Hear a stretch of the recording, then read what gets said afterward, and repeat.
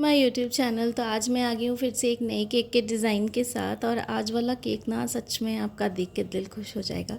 मेरे लिए भी ऐसा ही कुछ था, क्योंकि केक सच में इतना ज़्यादा प्रीटीएस्ट बना है ना कि आप सब बना सकते हो। फिर से फॉक्स बॉल्स की डेकोरेशंस के साथ है और बहुत ही अमेजिंग सा केक है। और 1 kg का हम केक बना रहे हैं चॉकलेट स्पॉन्ज के साथ, यानी कि चॉकलेट केक का हमारा ऑर्डर था। और केक से रिलेटेड जो भी मेजरमेंट है वो मैं आपको डिस्क्रिप्शन में दे दूँगी। आप वहाँ से सेम मेजरमेंट के साथ, सेम हाइट के हिसाब से, सेम क्वांटिटी के हिसाब से आप सेम केक रिक्रिएट कर सकते हो।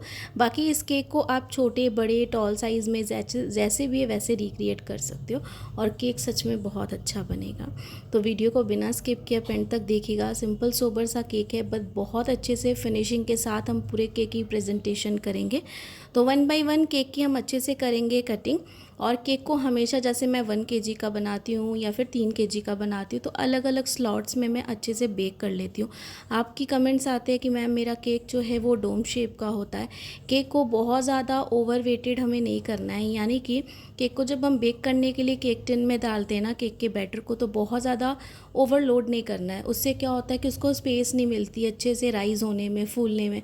तो वो क्या होता है, ऊपर से डोम शेप का हो जाता है और कई बार ऐसा हो जाता है कि ऊपर से क्रैक हो जाता है। तो इसीलिए हमेशा मैं 2 स्लॉट्स में, अगर आप देखते हो तो दोनों में अलग अलग करके मैं अच्छे से जितना बैटर होता है उतना डालती हूँ, ताकि हाफ़ जो है वो केक टिन फिल रहे और हाफ़ से ज़्यादा थोड़ा सा ऊपर से केक टिन खाली रहे, ताकि अच्छे से फूले केक।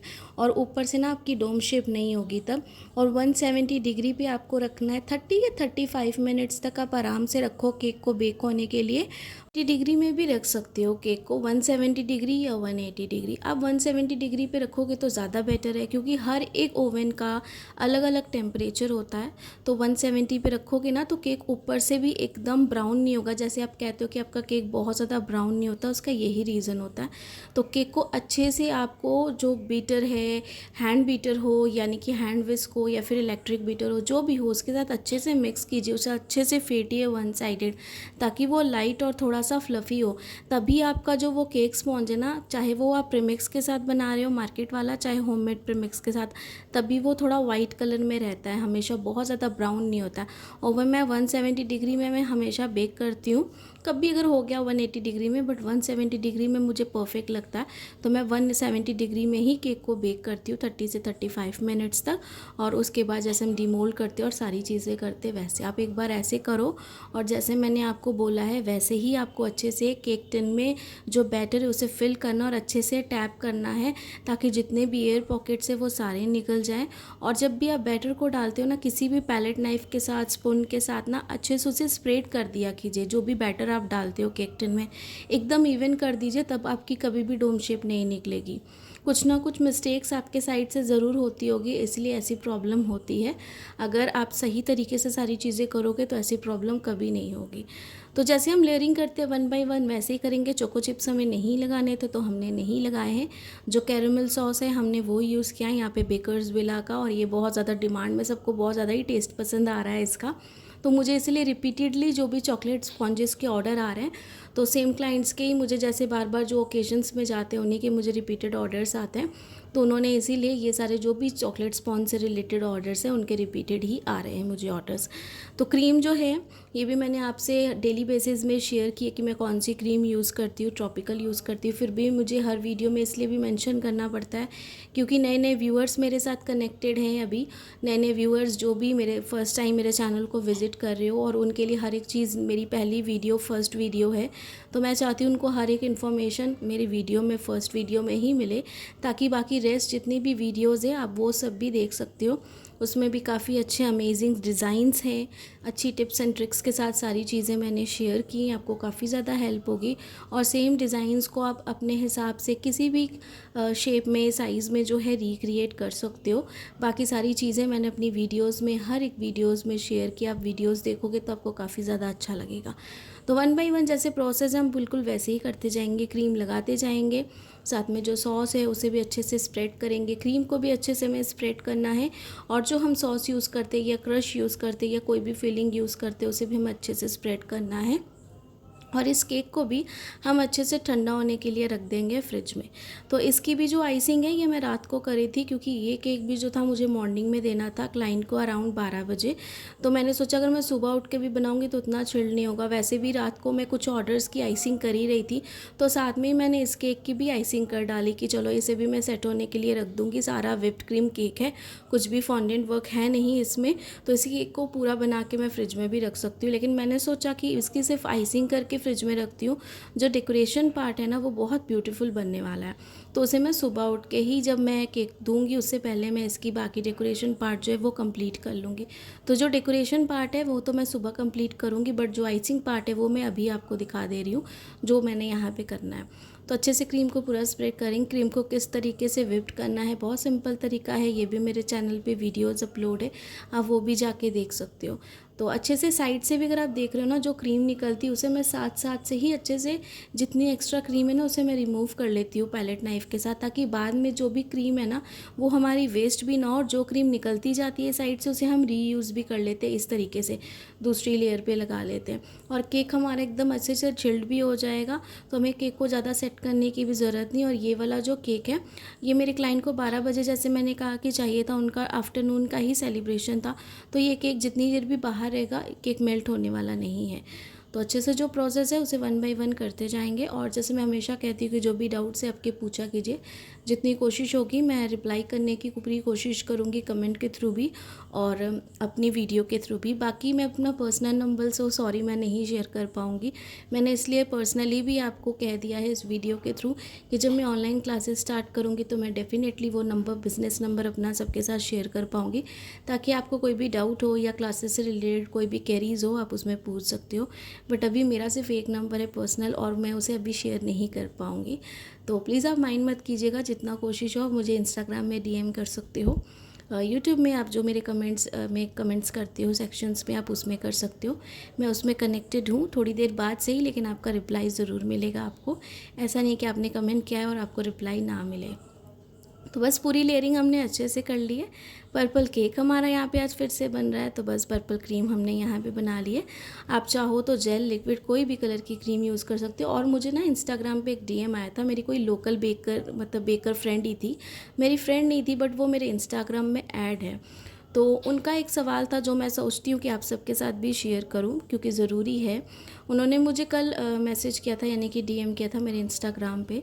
मैं उनको नहीं जानती हूँ बट वो मुझे जानती है और फॉलो करती हूँ। उन्होंने मुझे कहा और उन्होंने कहा कि मुझे हेल्प चाहिए, आपके केक्स देखती हूँ, सारी चीज़ें देखती हूँ, काफ़ी अच्छी लगती हैं और आपका मैंने देखा है यूट्यूब में भी जब सारी चीज़ें, तो काफ़ी आप मतलब रिप्लाई देते हो। तो मुझे ये चीज़ जाननी है कि आप हम जो कलर यूज़ करते हैं, मैं क्रीम में जब यूज़ करती हूँ तो उसका टेस्ट जो है वो बिटर क्यों आता है। तो मैंने कहा कि सबसे पहली बात तो कि आप कलर ब्रांडिंग जो है वो अच्छा सेलेक्ट कीजिए। और दूसरी बात, हम सब जितने भी होम बेकर्स हैं जब मार्केट में जाते हैं ना तो बेकरी वालों के पास बहुत सारे प्रोडक्ट्स होते हैं, पुराने प्रोडक्ट्स भी कई बार वो सेल कर देते हैं। ये हमारी रिस्पॉन्सिबिलिटी है कि हमें प्रोडक्ट की मैन्युफैक्चरिंग डेट, एक्सपायरी डेट सारी चीज़ें देख के लेनी है।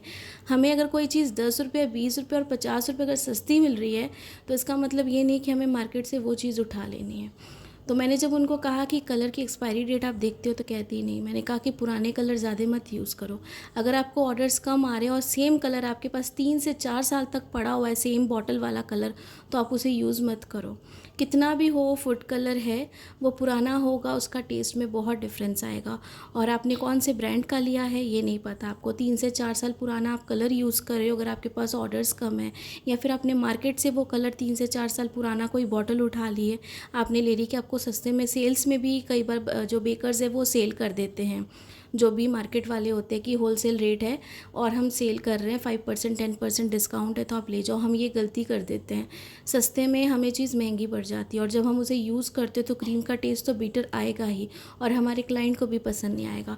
तो मैंने हमेशा कहा है कि जो भी बेकरी आइटम्स होता है, जो एडिबल होता है, खाने वाला होता है, उससे अच्छी क्वालिटी का आप ख़रीदो। इससे आपके केक की हाइजीन मेंटेन रहेगी, आपका ट्रस्ट बना रहेगा अपने क्लाइंट्स पे। और अगर आप 10 पैसे ज़्यादा भी चार्ज करते हो ना तो आप प्राउडली कह पाओगे उनको कि हम भाई अपने केक पे हाइजीन दे रहे हैं, आपको हर एक चीज़ जो भी यूज़ कर रहे हैं अच्छी बेस्ट हाई क्वालिटी यूज़ कर रहे हैं, तो हम तो 10 पैसे आपसे एक्स्ट्रा चार्ज करेंगे ही, क्योंकि हमें आपकी हेल्थ का अच्छे से ख्याल है।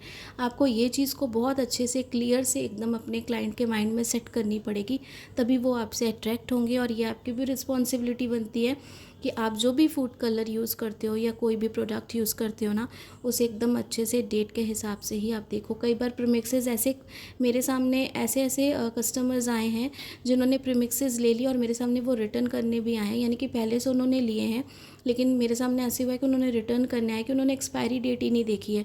जब घर गए, घर जाके देखा उन्होंने, कह रहे हमने तो पैकेट ख़रीदा है 5 केजी का, 10 केजी का, और इसमें तो एक्सपायरी डेट ही नहीं है, यानी कि एक्सपायरी डेट चली गई है। फिर से उन्हें घर से जाके वापस आना पड़ा है।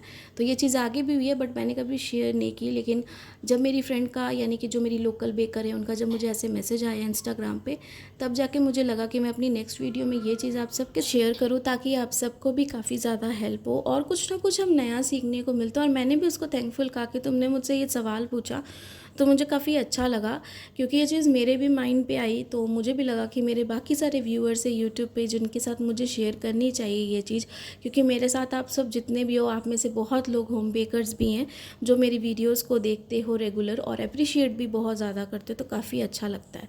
तो यहाँ पे बातें करते करते, सारी चीज़ें शेयर करते करते हमने कर ली थी एकदम अच्छे से आइसिंग कंप्लीट। स्क्रैपर के साथ साइड वाली एजेस को भी क्लीन कर लिया। And the best part is कि हमें यहाँ पे बनाने थे स्विल्स के डिज़ाइन, तो वो हम बना रहे हैं यहाँ पे जेंटली। तो हर बार जब भी मैं स्विल्स के डिज़ाइन बनाऊँगी, आपको ध्यान रखना है किस तरीके से मैंने बनाया, और आपको देखते इस तरीके से ही जाना है कि आप सीख भी पाओ और इसे ट्राई भी ज़रूर करो। केक बोर्ड को भी अच्छे से साफ़ कर लेंगे। और यहाँ पे हमने नोज़ल N1 यूज़ की है यहाँ पे बॉर्डर्स बनाने के लिए। और ये वाला जो केक है, इसकी मुझे पिक्चर क्लाइंट ने दी थी, रेफरेंस पिक्चर थी, और इस पर हमने फॉक्स बॉल्स जो लगाए ना, इसकी जगह पे चॉकलेट के बॉल्स थे।